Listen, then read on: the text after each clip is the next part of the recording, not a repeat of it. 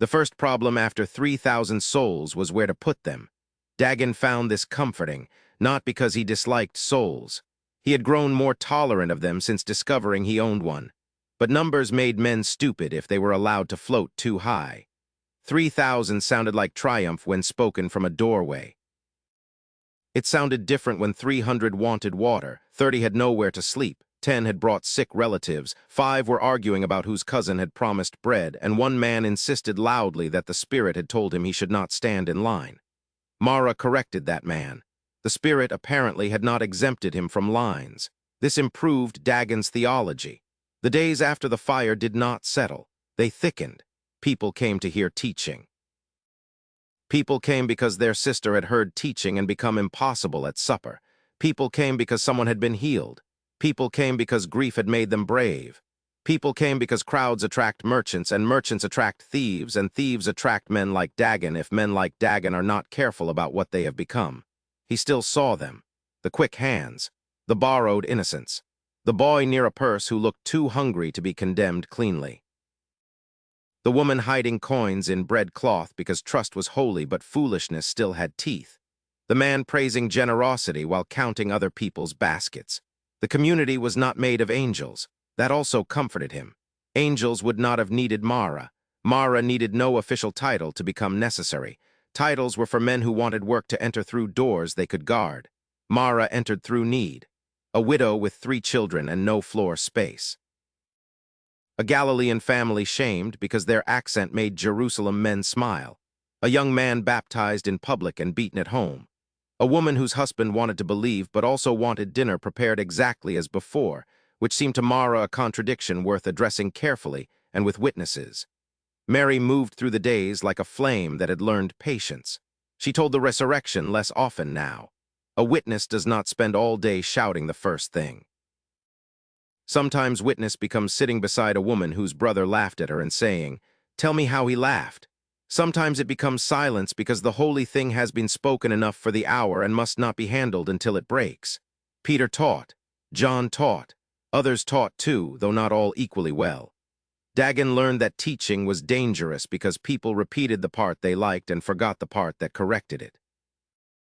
A man heard all things in common and decided another man's cloak had become available.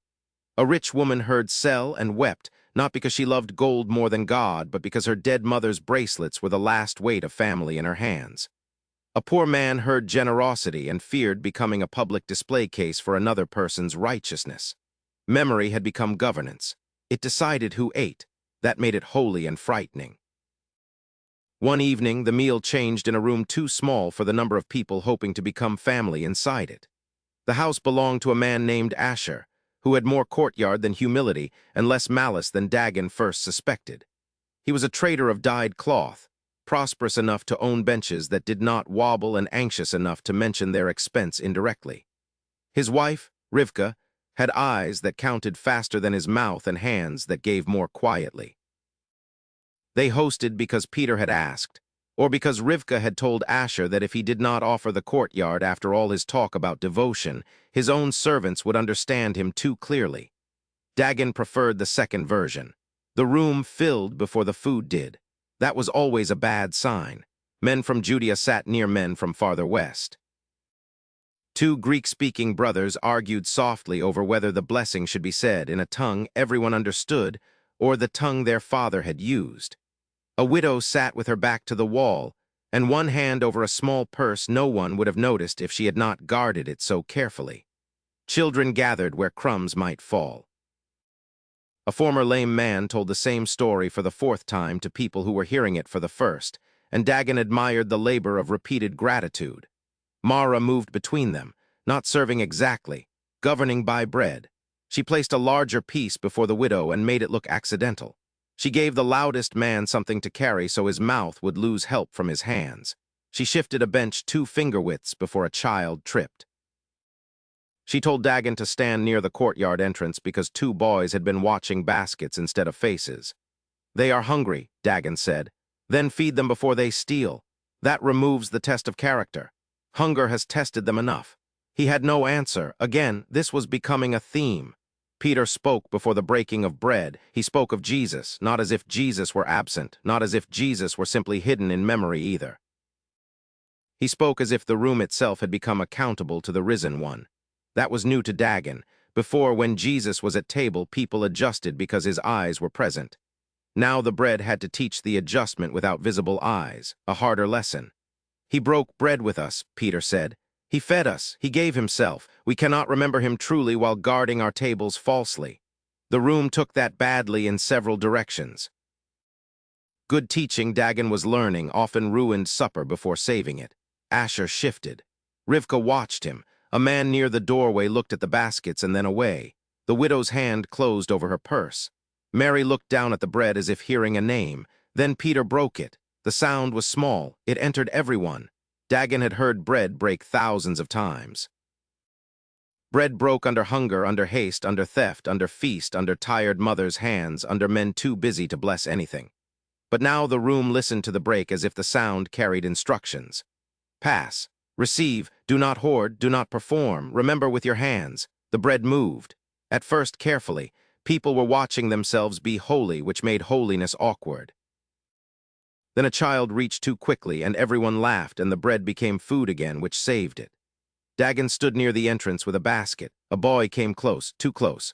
Dagon recognized the angle of his shoulder. No, Dagon said softly. The boy froze. He was perhaps 12, thin neck, quick eyes, hair cut badly by someone with love but no skill. His tunic had been patched at the side with cloth from a different garment, richer once, now humbled by dirt. I was not doing anything. Not yet. The boy's chin lifted. Then you accuse me falsely. I accuse you early.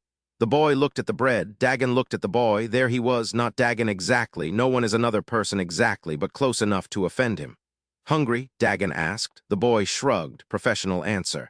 Dagon respected it and hated it. He took bread from the basket and held it out. The boy did not take it.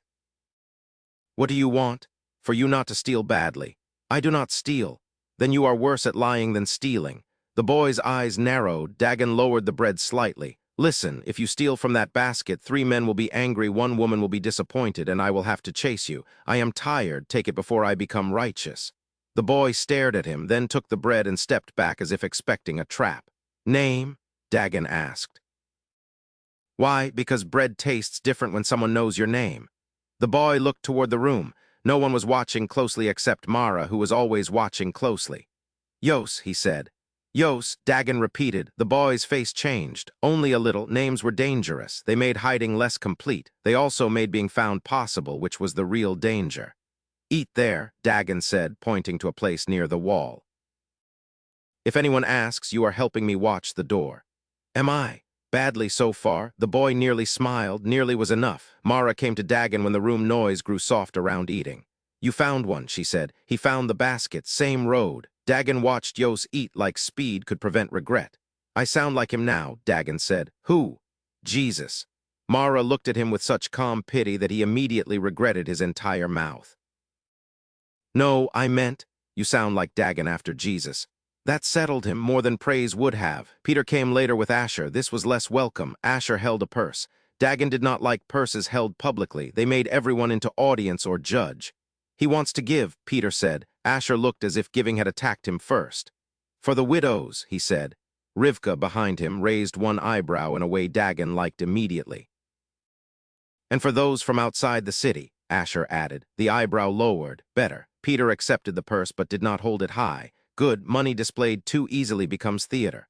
We will count it with others, Peter said. Asher looked relieved and wounded. Dagon understood. Secret generosity wants praise for not wanting praise. Humans were exhausting. Then the widow with the guarded purse stood. Everyone saw because she moved like standing cost her. She came forward with 2 small coins in her hand. The room became dangerous. Dagon felt it, so did Mara, so did Mary, so did Peter, thank God. If anyone praised this wrongly, they would turn her poverty into decoration. The widow held out the coins. For bread, she said. Peter did not take them immediately. Mother, he said softly, though Dagon did not know if she was anyone's mother. You need bread. So do others. Yes. Then take one. Peter's face changed. Not because the amount mattered, because she had governed the gift. 1 coin stayed, 1 coin went, not all, not nothing. Wisdom, Dagon thought, often looks less dramatic than men want. Peter took 1 coin. Mara brought bread to the widow before anyone could make a lesson out of her. That was why Mara was necessary. By the end of the meal, the room had become more honest and less comfortable. Good. Dagon was beginning to mistrust comfort that arrived too soon. People prayed. Badly, beautifully, in turns. A man confessed taking more oil than his family needed because he feared tomorrow. A woman admitted she had hidden flour because she did not trust men with shared promises. Rivka said nothing publicly but sent 2 servants with baskets to households she pretended not to know needed them. Asher watched this happen and looked both proud and afraid of his wife. Yos slept near the door with one hand still around a crust. Dagon sat beside him. The boy woke enough to say, "I was watching. You were drooling. Same thing, no, maybe in your tongue." Dagon smiled. The boy had nerve. Good. Nerve could be discipled more easily than emptiness. Mara sat across from Dagon after most had left. The child slept in her lap. Mary leaned against the wall with her eyes closed, not asleep, only absent enough to survive presence later. Peter and John spoke quietly with Asher and Rivka. Broken breadcloth lay between them, full of crumbs. "The meal changed," Dagon said. Mara looked at the cloth. "Yes, not into symbol only. No, into work. Yes." He picked up a crumb and placed it in his mouth. It tasted like dust, oil, salt, smoke, and hands. "I thought memory meant keeping what happened from being lost," he said. Mara brushed crumbs into her palm. "It does. And it means letting what happened judge what we do next." He looked at her. "You should speak more." "I speak enough. Publicly. Do rooms not count?" He looked around. The room did count, perhaps more than some streets. Outside, Jerusalem lowered its voice. Inside, the floor held crumbs, spilled water, footprints, 1 coin given by a widow, a purse counted without theater, a boy sleeping instead of stealing, and a memory too alive to remain in speech. Dagon understood